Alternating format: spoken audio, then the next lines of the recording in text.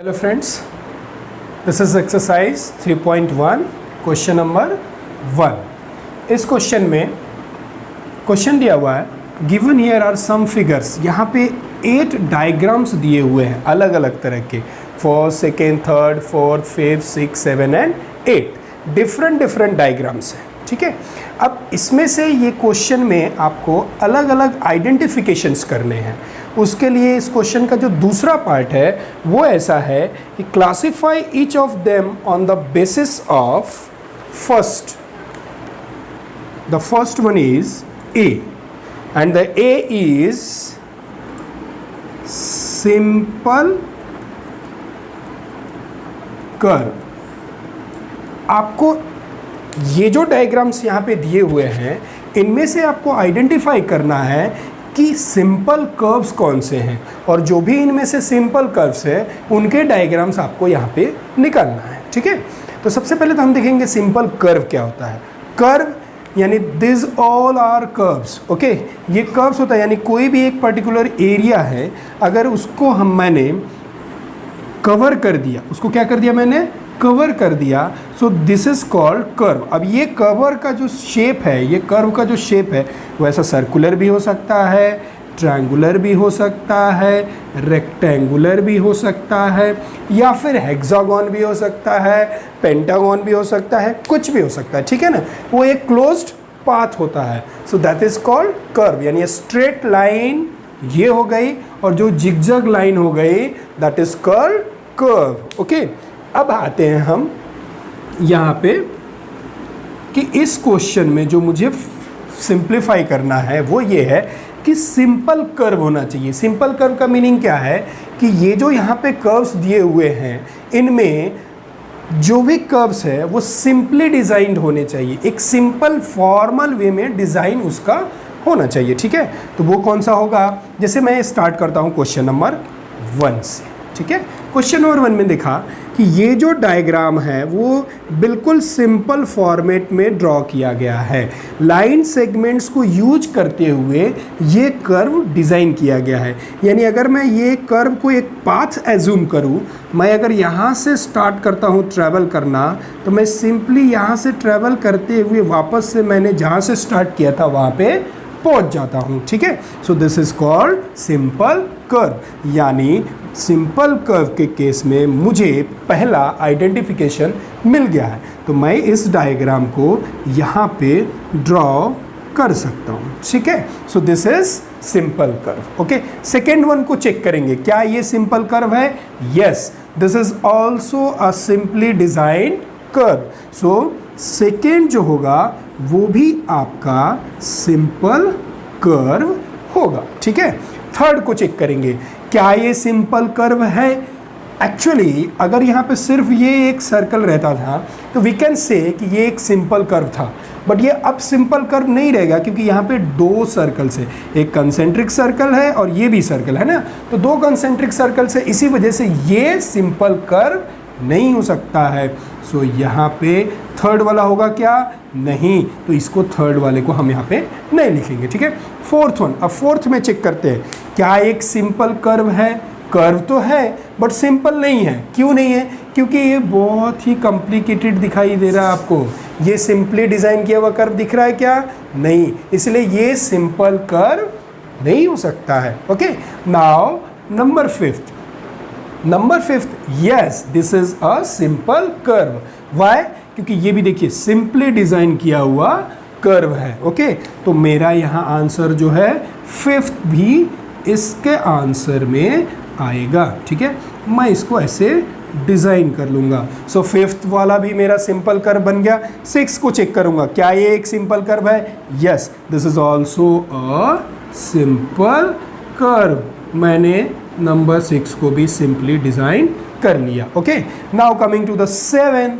Yes, this is also a simple curve, क्योंकि ये भी काफ़ी सिंपली डिज़ाइन किया हुआ है। ठीक है ना, तो यहाँ पे मैं नंबर 7 भी डिज़ाइन कर लेता हूँ। ओके, नाउ नंबर 8, क्या ये एक सिंपल कर्व है? No, this is not a simple curve. अब ये सिंपल कर्व क्यों नहीं है? क्योंकि देखिए इसमें एक कर्व, दो कर्व है, उन दोनों कर्व्स को ज्वाइन कर रहा है, एक लाइन सेगमेंट कर रहा है, इसलिए ये एक सिंपल कर्व नहीं होगा। तो जो मेरा क्वेश्चन था कि मुझे इन 8 डायग्राम्स में से सिंपल कर्व जो है उसको आइडेंटिफाई करना था, तो ये मैंने आइडेंटिफाई किया कि जो नंबर 1 है वो एक सिंपल कर्व है, number 2 is a simple curve, number 3 is not a simple curve, number 4 is not a simple curve, but number 5 is a simple curve, number 6 is also a simple curve, and number 7 is a final simple curves among these 8 diagrams. Okay, so ये हो गया हमारा question number 1 का A. So now question number 1B. B में क्या बोलता है कि now आपको इसमें से आइडेंटिफाई करना है कि कौन सा सिंपल क्लोज्ड कर्व है। यानी ये तो और भी सिंपल है कि सिंपल कर्व हम ऑलरेडी आइडेंटिफाई कर चुके थे लास्ट क्वेश्चन में, जैसे यहाँ पे दिख रहा है आपको यहाँ पे। अब मुझे सिर्फ इसमें से ये चेक कर लेना है कि क्या वो क्लोज्ड पाथ है, क्लोज्ड कर्व है। अगर है तो यही आंसर हो जाएगा मेरा, ठीक है। तो मैं क्या करूँगा, ऑलरेडी मैं इन 8 डायग्राम से क्वेश्चन नंबर 1 में मैंने सिंपल कर्व जो थे उसको आइडेंटिफाई कर लिया था। अब मैं यहाँ पे इसी को आंसर में ही चेक कर लेता हूँ कि क्या ये सारे क्लोज्ड हैं, और अब मेरा आंसर मुझे मिल जाएगा, ठीक है। ये देखिए ये भी एक क्लोज्ड पाथ है, then this is verified this property simple closed curve, ठीक है।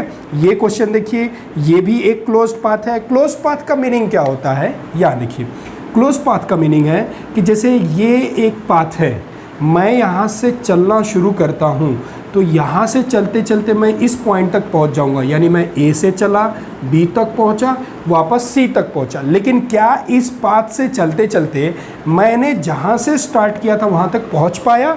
नहीं पहुँच पाया। तो ये जो है ये क्लोज्ड पाथ नहीं हुआ। लेकिन यही मैं एक काम करता हूँ, अभी मैंने यहाँ पे एक अलग लाइन सेगमेंट ज्वाइन कर दिया, यानी ये एक मेरा दूसरा रोड है, ठीक है। अब मैं ए से चल के कहाँ तक पहुँचा? बी, बी से सी, और वापस सी से मैं ए के पास पहुँच पा रहा हूँ। इट मीन्स कि ये जो है ये मेरा एक क्लोज पाथ फॉर्म होता है। तो क्या इसी तरह का क्लोज पाथ इसमें है, ये मुझे चेक करना है, ठीक है। तो कोई भी एक स्टार्टिंग पॉइंट एज्यूम कर सकते हो आप और उसको चेक कर सकते हो, ठीक है। जैसे मैंने यहाँ पे ये स्टार्टिंग पॉइंट एज्यूम किया, मैं यहाँ से चला, इधर गया, ऐसा गया, ऐसा गया, ऐसा गया, वापस पहुँच गया। So this is closed path, this one is also a closed path. ये भी आपको क्लोज पाथ दिख रहा है, ये भी मुझे क्लोज पाथ दिख रहा है, कहीं से भी ओपन पाथ नहीं दिख रहा। ये जो डायग्राम है आपको लग रहा होगा यहाँ ओपन है, लेकिन इससे मुझे कोई मतलब नहीं है, ठीक है। मुझे क्या देखना है, ये जो पाथ ड्रॉ है वो क्लोज है क्या? Yes, this is also a closed path. So these are the simple closed curves. Okay, fine. अभी हम इसके बाद अगला क्वेश्चन देखेंगे। Now क्वेश्चन नंबर 1C, इसमें आपको क्या आइडेंटिफाई करना है, पॉलीगन कौन सा है इसमें से। जो 8 डायग्राम्स दिए हुए हैं इसमें से आपको आइडेंटिफाई करना है कि पॉलीगन कौन कौन से हैं, ठीक है। सबसे पहले तो आपको पता होना चाहिए कि पॉलीगन क्या होता है। तो मैंने जैसे इंट्रोडक्शन के लेक्चर में आपको बताया है कि पॉलीगन क्या है, एक curve structure, closed curve structure बोलो, या फिर क्लोज्ड कर्व्ड शेप बोलो, या फिर क्लोज्ड कर्व पाथ बोलो आप। बट वो जो क्लोज कर्व पाथ का फॉर्मेशन होना चाहिए वो किससे होना चाहिए? ओनली लाइन सेगमेंट्स के साथ में होना चाहिए। लाइन सेगमेंट्स का मीनिंग क्या है? ये जो आप देख रहे हो ना, these are called line segments. तो इनके फॉर्मेशन से अगर कोई क्लोज्ड, अभी ये क्या है, ये ओपन नहीं है, लेकिन अगर मैं इनको कंबाइन कर दूं लाइक दिस वन, देखिए ये लाइन सेगमेंट है, ये लाइन सेगमेंट है, ये लाइन सेगमेंट है, तो मैंने इनको क्या कर दिया, कंबाइन कर दिया। तो अब ये जो लाइन सेगमेंट्स के फॉर्मेशन से जो क्लोज पाथ बनता है, दिस इज कॉल्ड पॉलीगन। तो सबसे इंपॉर्टेंट पॉइंट याद क्या रखना है, लाइन सेगमेंट क्लोज्ड कर्व बनना चाहिए, बट किसके थ्रू बनना चाहिए, लाइन सेगमेंट्स। अगर लाइन सेगमेंट्स नहीं है तो पॉलीगन नहीं होगा। तो हम इन जो डायग्राम्स दिए हुए हैं 8 डायग्राम्स, इनमें वही चेक करेंगे कि कौन कौन से डायग्राम्स लाइन सेगमेंट्स के यूज करके लाइन सेगमेंट्स को क्लोज कर्व फॉर्म किए गए हैं। क्वेश्चन नंबर 1 देखिए, लाइन सेगमेंट्स हैं, यस, यहाँ पे 1 2 3 4 5 5 लाइन सेगमेंट्स दिख रहे हैं और एक क्लोज कर्व दिख रहा है, hence this will be a polygon. Okay, number 2 में देखिए 1 2 3 4, यस, यहाँ भी मुझे 4 लाइन सेगमेंट्स दिख रहे हैं और क्लोज कर्व भी दिख रहा है, so this is a polygon. Number 3, oh my god, here there is no line segments, यहाँ पे कोई भी लाइन सेगमेंट्स है क्या? नहीं है यहाँ पे लाइन सेगमेंट्स, इसीलिए ये पॉलीगन होगा क्या? नहीं होगा, यहाँ सर्कुलर पाथ फॉर्म हो रहा है। ओके, नंबर 4 में देखिए, नंबर 4 में क्या है? यहाँ भी लाइन सेगमेंट्स मुझे दिख रहे हैं, बहुत सारे लाइन सेगमेंट्स, देखिए 1 2 3 4 5, कितने लाइन सेगमेंट्स है? 5 है, और यहाँ एक क्लोज पाथ भी बन रहा है, देखिए यहाँ से इधर जा सकते हैं, ऐसे जाके वापस मैं यहाँ पहुँच सकता हूँ, ठीक है। तो यहाँ पे एक क्लोज पाथ भी फॉर्म हो रहा है, और वो क्लोज पाथ किसको यूज करके फॉर्म हो रहा है? लाइन सेगमेंट्स को यूज करके, that's why this will B also a polygon, ठीक है। नंबर 5 में देखिए ये कर्व दिख रहा है, लेकिन ये लाइन सेगमेंट्स है क्या? नहीं है, तो ये पॉलीगन होगा? नहीं होगा, ठीक है। नंबर 6 में भी देखिए आप, यहाँ जो डायग्राम आपको दिख रहा है ये क्लोज पाथ है, बट ये जो है वो लाइन सेगमेंट्स को यूज करके नहीं है, ओनली लाइन सेगमेंट्स। यहाँ आप बोलोगे सर यहाँ लाइन सेगमेंट है, यहाँ लाइन सेगमेंट है, यही तो कर्व है, बट कंडीशन क्या है? There is no chance of any shape except line segment, ठीक है। Only line segment should be there. यहाँ भी देखिए 2 लाइन सेगमेंट्स दिख रहे थे मुझे, लेकिन अफसोस की बात यह है कि ये जो है वो कर्व है, इस कर्व की वजह से, सर्कुलर कर्व है, इसकी वजह से ये पॉलीगन नहीं हो सकता है। यहाँ भी देखिए ये भी पॉलीगन हो सकता है क्या? No, this can not be a polygon. So इस क्वेश्चन में out of 8 only 3 polygons are there, number 1, number 2 and number 4। Okay, अभी देखते हैं क्वेश्चन नंबर 1 का डी, ठीक है। यहाँ क्या आइडेंटिफाई करना है आपको? कन्वेक्स पॉलीगन कौन सा है? पॉलीगन, सबसे पहली बात पॉलीगन, ओके। तो देखिए 3rd, 5th, 6th, 7 और 8 आउट हो गए। पॉलीगन का नाम जैसे ही आया, मुझे 3rd को चेक नहीं करना, मुझे 5th को चेक नहीं करना, मुझे 6th को चेक नहीं करना, मुझे 7 और 8 को चेक नहीं करना। किसको चेक करना है? 1 2 एंड 4, इन्हीं तीनों डायग्राम्स को मुझे चेक करना है कि वो कन्वेक्स पॉलीगन है क्या। पॉलीगन तो है बट कन्वेक्स है क्या? अब कन्वेक्स क्या होता है? मैंने आपको इंट्रोडक्शन के क्लास में बताया है कि कन्वेक्स में क्या होता है कि उसके जो सभी एंगल्स होते हैं, ऑल द एंगल्स, वो पूरे एंगल्स 180 डिग्री से स्मॉलर होते हैं। क्या होते हैं वो? 180 डिग्री से स्मॉलर होते हैं। तो इस डायग्राम में देखिए, एक जो यहाँ पे ये एंगल है, ये वाला एंगल 180 डिग्री से, तो यहाँ पे मैं आपको ये बता रहा था कि देखिए ये जो डायग्राम है, इसमें ये जो पोर्शन है, ये जो एंगल है, this angle is actually greater than 180 degree. So ये कन्वेक्स पॉलीगन नहीं हो सकता है। तो दूसरा जो क्वेश्चन है, इसमें देखिए, इसमें ये जो एंगल्स दिए हुए हैं, ये सभी एंगल्स 180 डिग्री से स्मॉलर है। तो अपना कंडीशन क्या था कन्वेक्स पॉलीगन के लिए?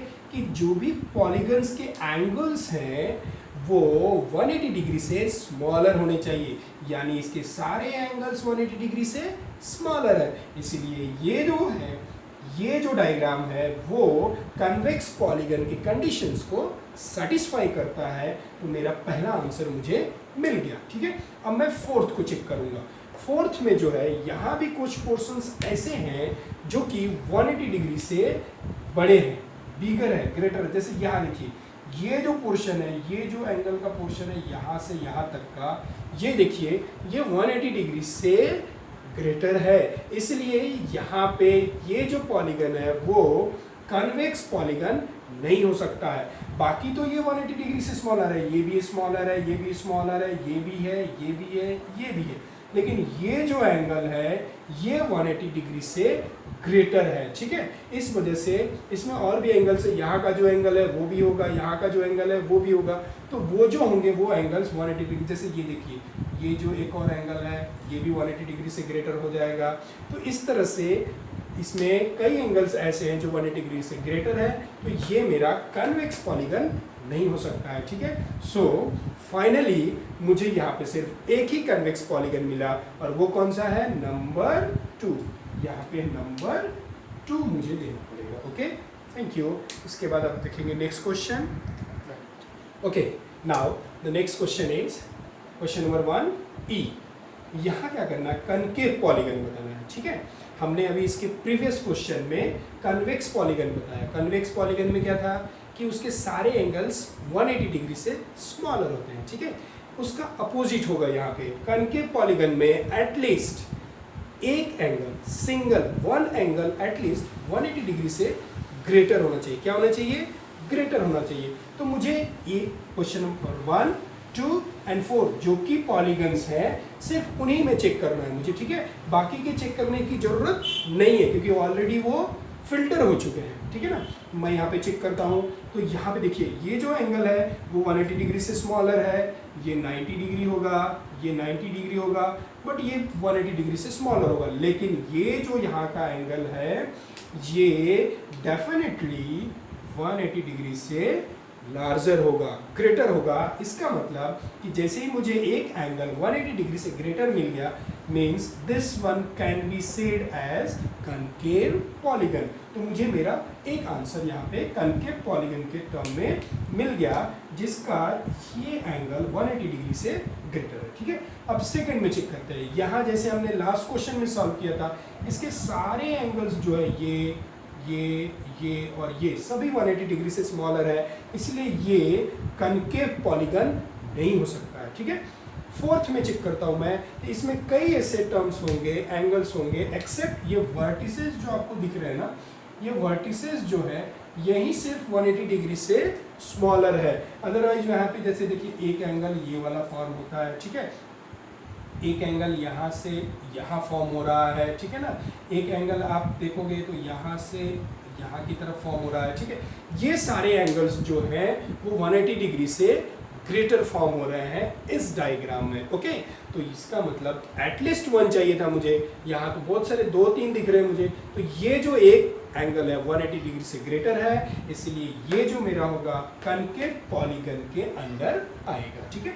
तो मेरा क्वेश्चन नंबर 4 जो है वो कनकेव पॉलीगन हो गया। So finally I have 2 concave polygons. तो यहाँ पे question number 1 of exercise 3.1 complete होता है।